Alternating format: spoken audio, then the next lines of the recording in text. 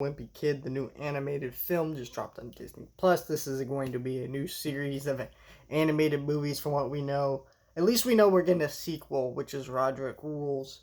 And I guess I should talk about my experience with this series. My experience with this series was I did read the books growing up. Not all of them. I just read a few of them. I read the first one and a few others because basically how I read them was what was available to me, like books that were available in the library. So they didn't have every book; they just have like a couple or ones that teachers' classrooms had. So I read about like seven and like six and maybe five and one. Right? I kind of read them all over the place. I didn't really read them in order. But I did watch the movies growing up. Now I haven't seen the fourth one. I don't think many people have. Um, the trilogy of movies was great. I didn't watch them as they came out. The only one I believe I saw in theaters was the third one.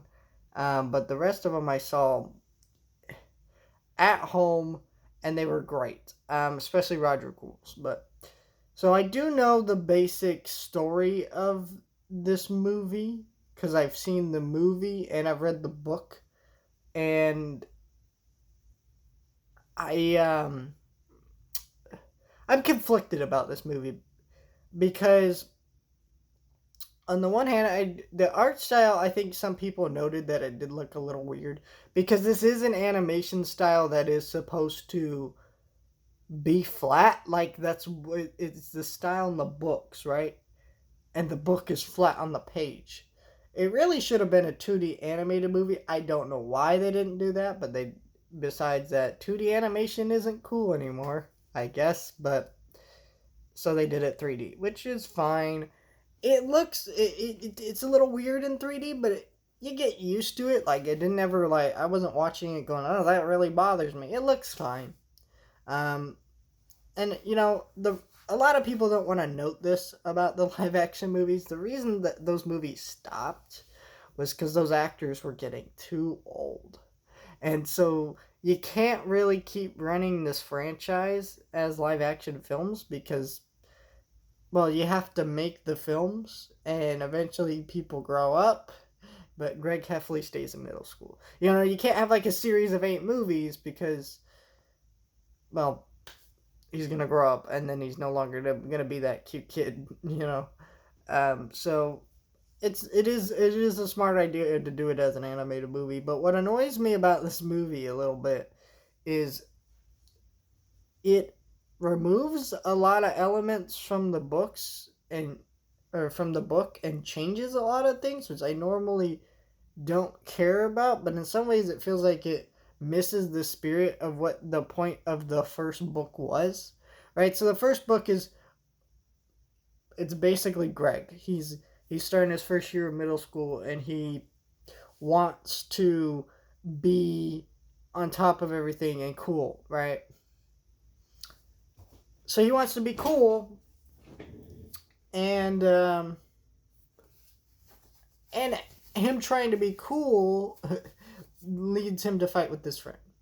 And this movie just kind of it kind of works like that, but it feels more like they remove certain elements of the story, which I don't know. I don't know how I feel about it because on the one hand, here's the thing: we have a straight adaptation of the book, right? Like obviously the movie doesn't include everything, but literally people who want like complete one-to-one adaptations of books are insane sociopathic people who do not know how to write a film or make a book at all because you cannot translate everything from a book. If you want to translate every sentence in a book into a movie, with this is Lord of the Rings, it is just them narrating everything that's happening, and it would not be the same. You have to change things. It's natural with adaptations, right? But but the thing is, the first movie is almost a 1-to-1 adaptation of the book, and it's really good. So if you want a 1-to-1 adaptation of the book, watch that movie. But if you want something, so So I appreciate that when the filmmakers were taking the story, they knew that they had to adapt the first book, right? Because it's the most famous, it's the first book, right? So they knew they had to do that. So they said, all right, let's not redo the same movie again. And I really appreciate that.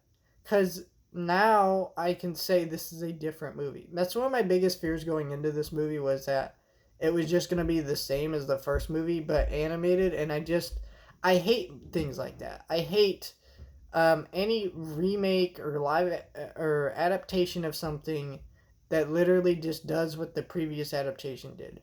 There is no reason for the new thing to exist if it's just the same. And this movie isn't that. It isn't the same. It does its own thing.